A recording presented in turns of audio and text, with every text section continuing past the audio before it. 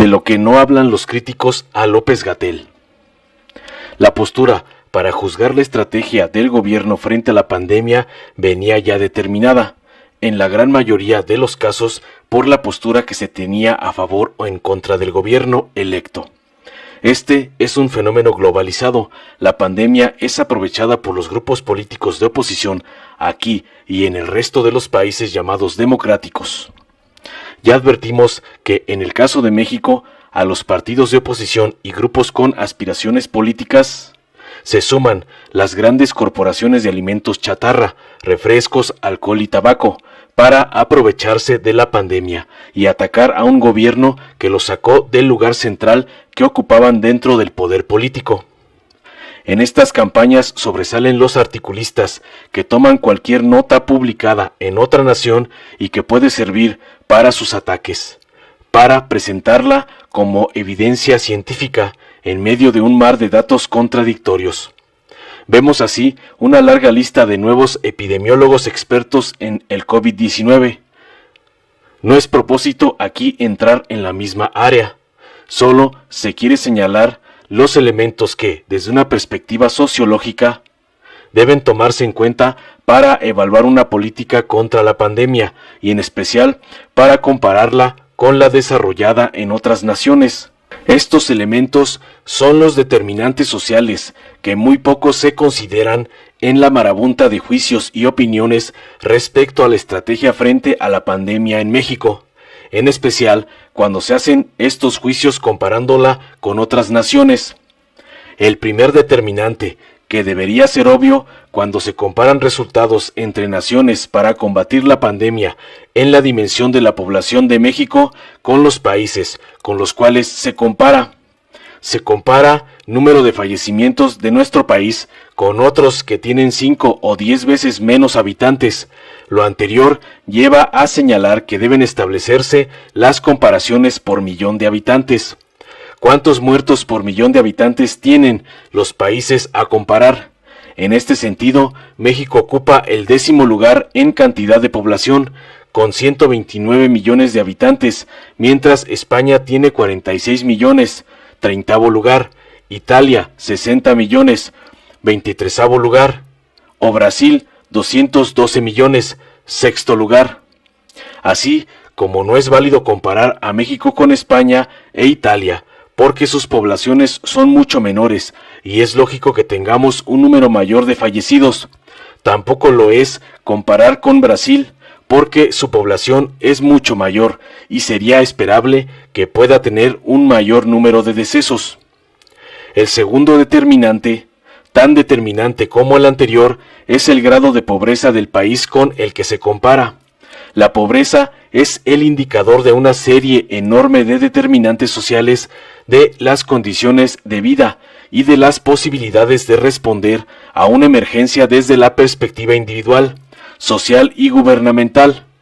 Comparar la respuesta entre naciones con altos niveles de pobreza y otras que están catalogadas de ingresos altos no tiene ningún sentido, ya que las estrategias tienen que ser muy diferentes para realmente ser efectivas, y la pobreza es un factor de alta vulnerabilidad frente a esta pandemia.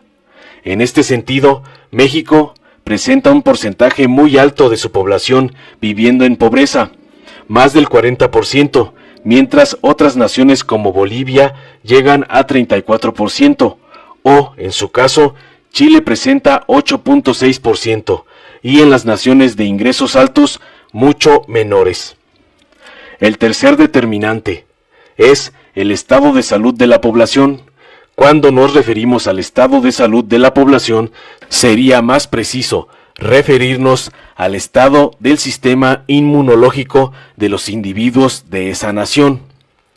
Ya sea por edad o por salud, el sistema inmunológico se encuentra sano o deprimido. El caso del norte de Italia fue la primera muestra clara de que una población longeva, allá se habla de la cuarta edad, es altamente vulnerable al COVID-19, ya que el sistema inmunológico a esas edades se encuentra muy debilitado.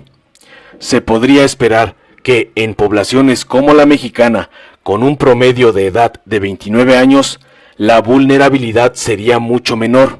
Sin embargo, la incidencia de obesidad, diabetes e hipertensión por décadas de mala alimentación nos hace profundamente vulnerables. En este escenario, México presenta una de las mayores incidencias de sobrepeso y obesidad. Más del 70% de su población adulta. Diabetes, 1 de cada 10 adultos. Y muerte por diabetes, más de 80 muertes anuales por cada 100,000 personas.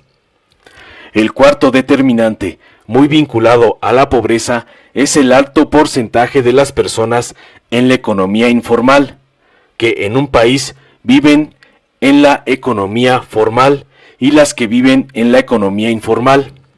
En México, más de 31 millones de personas viven en la economía informal, por lo cual, si se consideran las y los dependientes, la mayor parte de la población vive en la informalidad.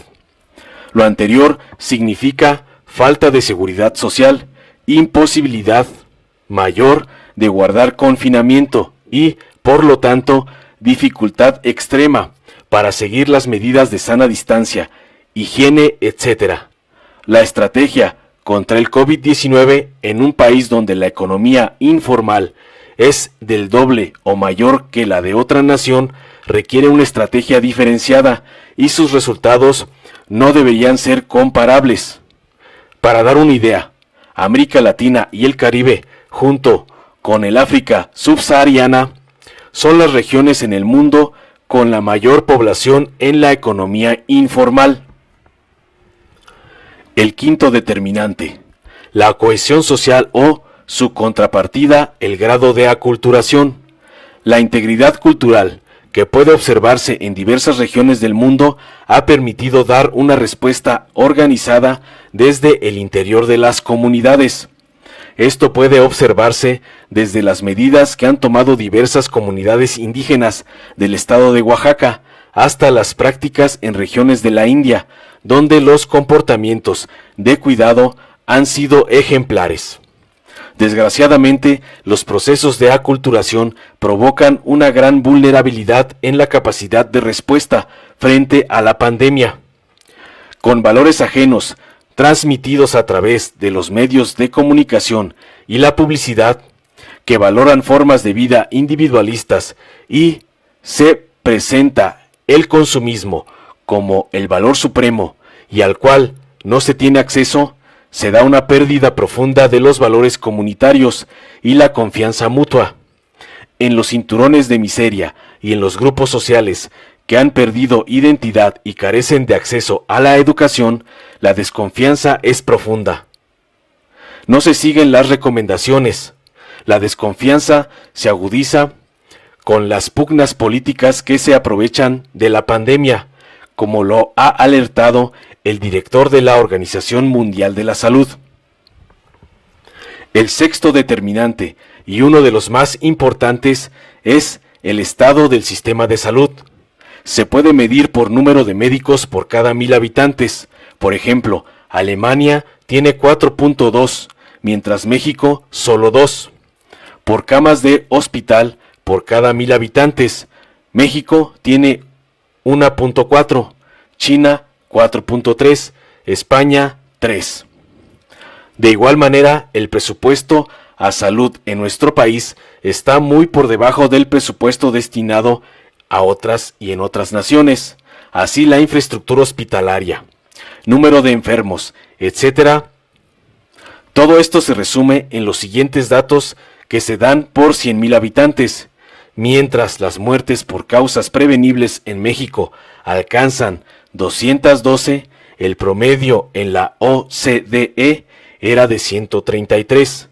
Mientras las muertes por causas tratables en México alcanzaban 155, el promedio en la OCDE era de 75.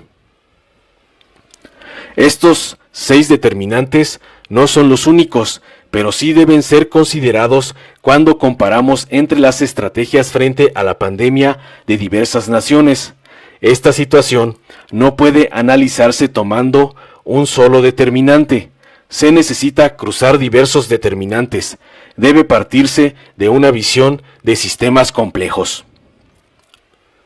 No se califica la estrategia en México, pero sí se destaca que hay una campaña en contra, basada en viles intereses políticos de grupos de oposición y económicos de grandes corporaciones, que se han unido para aprovechar la pandemia y golpear al gobierno en la figura del doctor López-Gatell.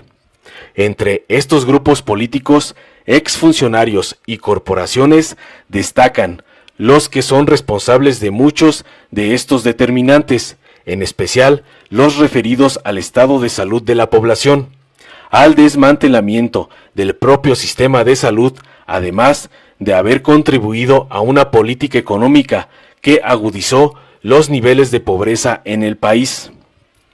El interés principal de estos grupos político-corporativos no es la pandemia, es volver al poder. No todas las críticas vienen de ellos. Hay críticas que deben ser valoradas, escuchadas, dialogadas, reconociendo que ningún gobierno tiene la bala de plata para enfrentar la pandemia y, como ha dicho el director de la Organización Mundial de la Salud, pudiera ser que nadie vaya a tenerla. No sabemos aún si las vacunas serán la solución, cuándo llegarán y si la inmunidad que provocarán durará. Tampoco sabemos si la caída en contagios en las zonas donde más impacto tuvo COVID-19 provocó ya ciertos niveles de inmunidad. La incertidumbre es el caldo de cultivo para sacar provecho en la lucha por el poder. Y de eso nos han dado muchos ejemplos la oposición moralmente derrotada en nuestro país. Informó Mr. Politicón, nos vemos el próximo video. Si te gustó, dale like, compártelo, suscríbete y activa la campanita para recibir las notificaciones de nuestro canal.